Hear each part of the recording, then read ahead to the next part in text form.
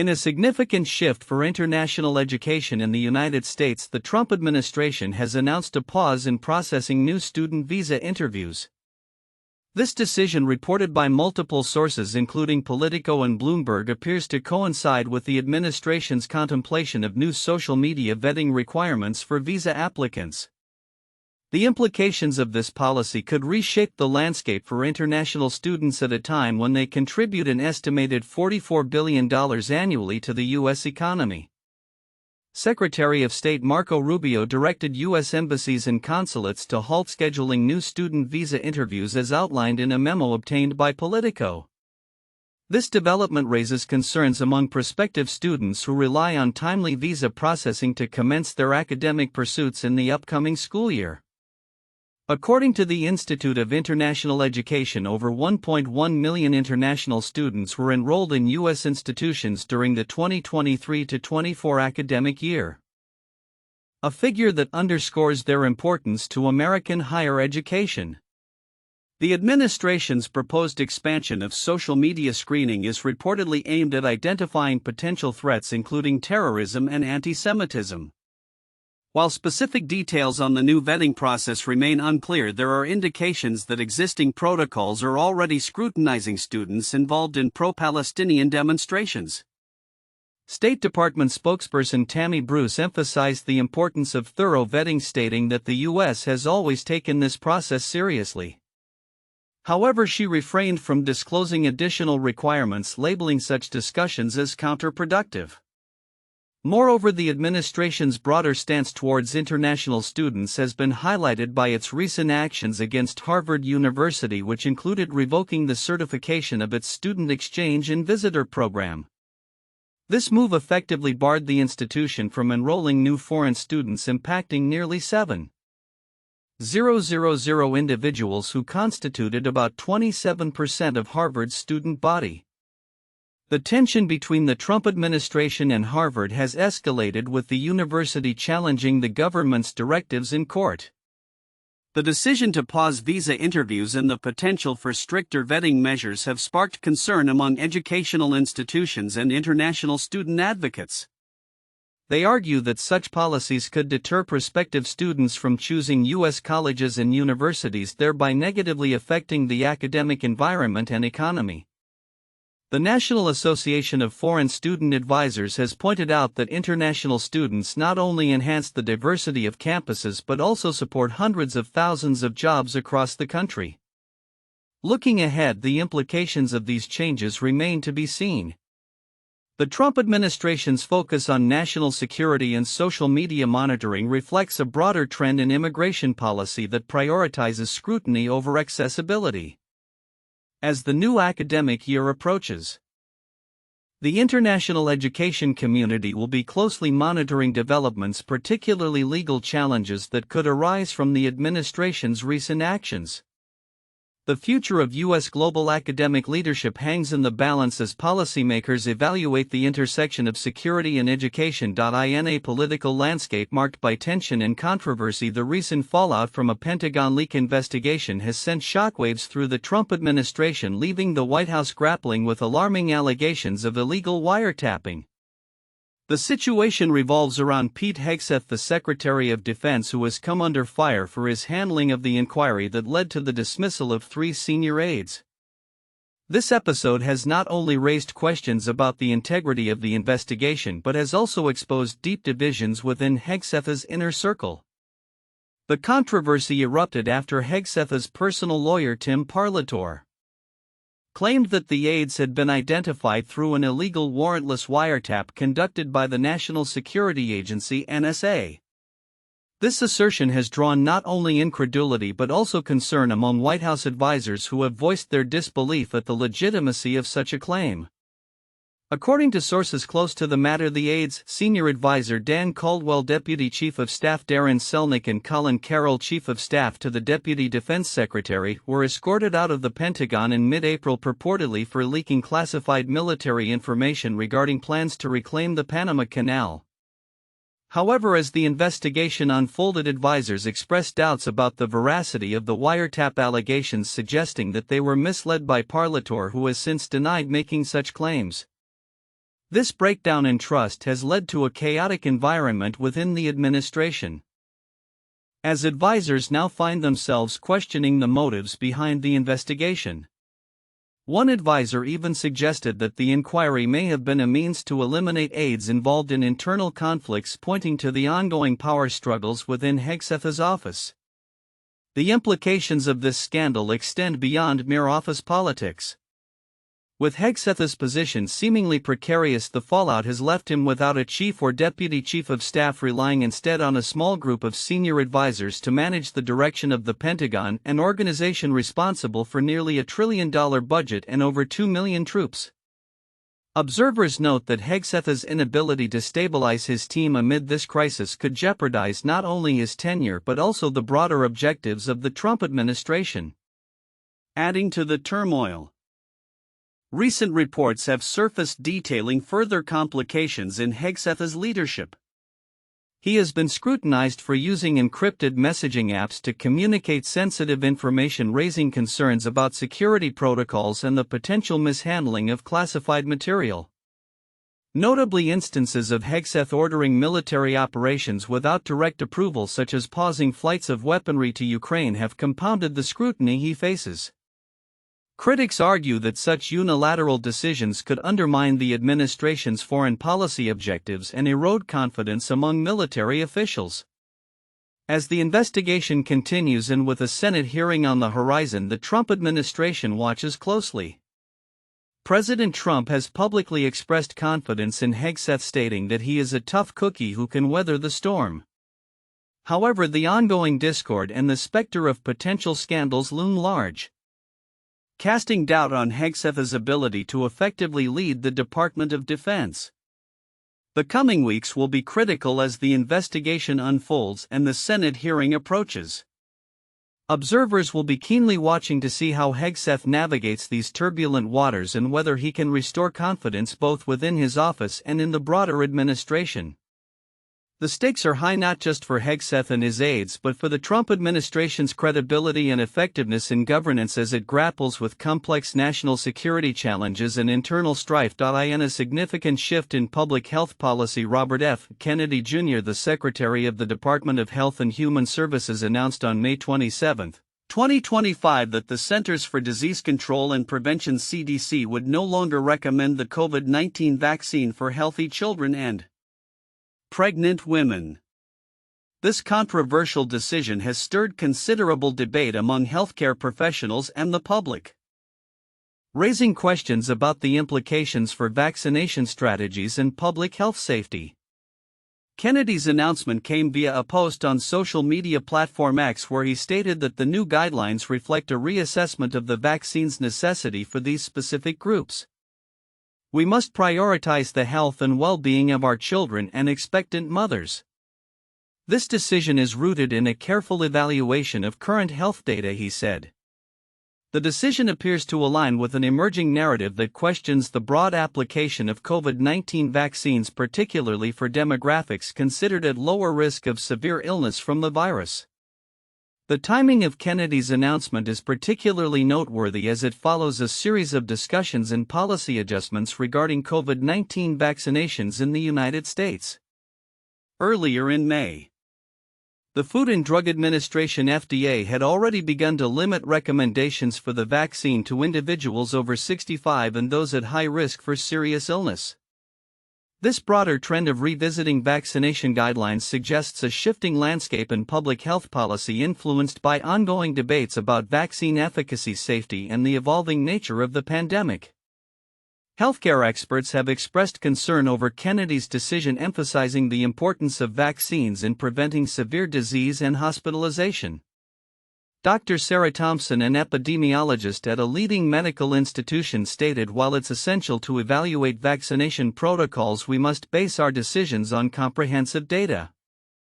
Disregarding vaccines for healthy children and pregnant women could have unintended consequences for public health."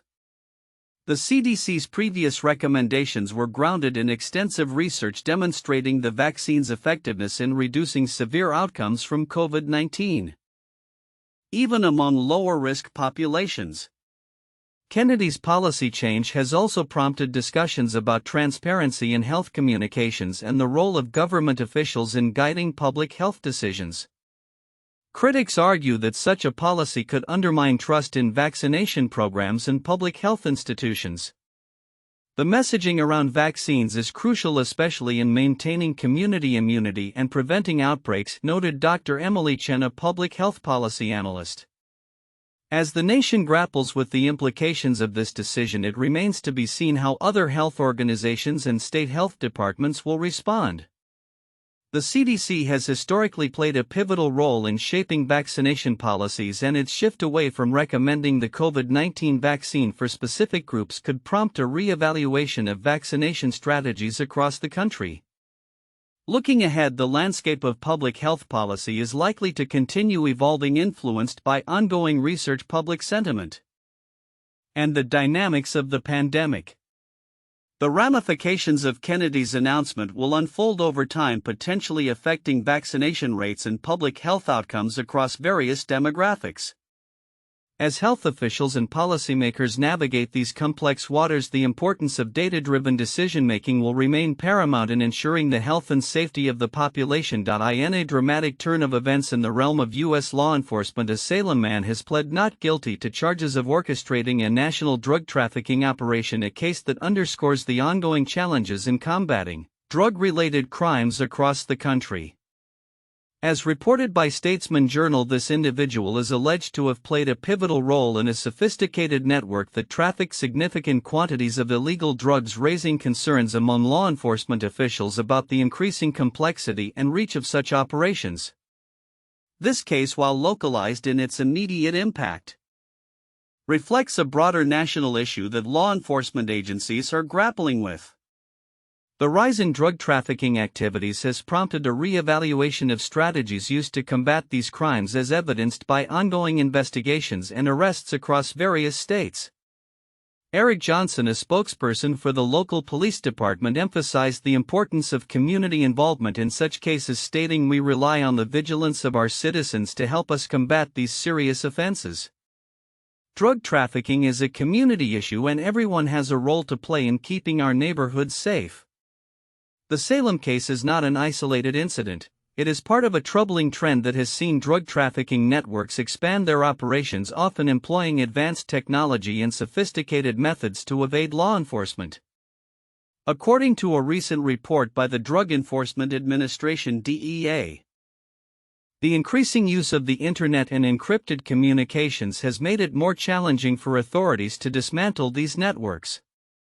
These criminals are constantly evolving their tactics, noted DEA Administrator Ann Milgram. "We must stay one step ahead to effectively disrupt their operations." Moreover, the implications of such drug trafficking cases extend beyond legal ramifications. They often lead to broader societal issues, including addiction, violence, and economic decline in affected communities. State officials have expressed concerns about the strain placed on local resources, from healthcare systems dealing with substance abuse to law enforcement agencies stretched thin by the need for more personnel and funding. In light of these trends, the federal government has begun to allocate more resources toward combating drug trafficking. Recent legislative efforts aim to enhance interagency cooperation and provide local law enforcement with the necessary tools to address these challenges effectively. As communities rally to support these initiatives, the question of accountability and support for those affected by drug trafficking remains pressing. Looking ahead, the Salem case will likely serve as a focal point in discussions about national drug policy and law enforcement strategies. As the legal proceedings unfold, they will not only shed light on the specific circumstances surrounding this case but also highlight the ongoing battle against drug trafficking in the United States. The outcome may influence future policies and enforcement tactics as authorities strive to mitigate the effects of such operations on communities nationwide. As this case progresses, the public will be watching closely, hoping for justice while grappling with the larger issues that drug trafficking brings to light. The fight against such crimes is far from over, and as new developments arise, they will undoubtedly shape the future of national drug enforcement strategies. In a rapidly evolving global trade landscape, the Trump administration has taken significant steps to recalibrate its economic relations, particularly with the European Union (EU) and major corporations like Apple. As President Trump seeks to redefine trade negotiations, Treasury Secretary Scott Bessent has emerged as a key figure, emphasizing a strategy designed to mitigate the impact of rising tariffs and foster long-term growth. The administration's recent decision to delay the implementation of a sweeping 50% tariff on EU imports until July 9, 2025 signals a potential thaw in what has been a tense trade relationship. This postponement comes in the wake of renewed negotiations between US and EU officials, led by European Commission President Ursula von der Leyen. Trump asserted that this pause allows for serious negotiations, highlighting the importance of resolving trade disputes amicably. This is a positive event, and I hope that they will finally, like my same demand to China, open up the European nations for trade with the United States of America, Trump stated on social media, expressing optimism for the upcoming talks. Bessent, who has been tasked with alleviating market concerns following Trump's aggressive trade rhetoric, has assured investors that the U.S. plans to announce several large trade deals in the coming weeks. This proactive stance aims to restore confidence in U.S. markets, which have been shaken by the uncertainty surrounding tariffs and trade policies. The U.S. will have in-person talks with China again after both sides recently slashed tariff rates, Bessent noted, indicating a broader strategy to engage multiple trading partners. However, the road ahead remains fraught with challenges. While the EU has shown willingness to negotiate, sticking points persist. The bloc's trade chief Maro Sefcovic is focusing on critical sectors such as semiconductors and automobiles to navigate the complexities of potential tariffs. Yet the EU has also prepared a robust retaliatory package valued at around $108 billion, poised to counter any adverse decisions from the US side. The stakes are particularly high for American companies, with Apple at the forefront of the ongoing discussions. Trump has threatened the tech giant with a 25% tariff on iPhones unless production shifts to the US, a move that could significantly impact Apple's supply chain and pricing strategy. As Apple CEO Tim Cook has attempted to diversify production outside of China, Trump's latest demands have complicated these efforts. "I want it to be built in the United States," Trump reiterated, emphasizing the administration's commitment to domestic manufacturing. As the trade war continues to escalate, the ramifications are being felt across various industries. Reports indicate that U.S. importers have already faced tariff revenues exceeding $22 billion this month alone, underscoring the fiscal impact of Trump's trade policies. Consumer goods and retail sectors are particularly vulnerable, with businesses like Walmart and Ralph Lauren warning that rising tariffs could lead to increased prices for consumers. Looking ahead, the outcome of these negotiations holds significant implications not only for US-EU relations but also for the global economy. Should a resolution be reached, it could pave the way for a more stable trading environment. However, if tensions persist, the potential for retaliatory measures could further strain economic ties. In a broader context, the Trump administration is also contemplating a collaborative approach to foreign investment through a joint sovereign wealth fund with Japan. While the U.S. Sovereign Wealth Fund initiative is currently on hold, Bessent's comments suggest a strategic pivot towards international cooperation aimed at enhancing economic stability and reducing national debt.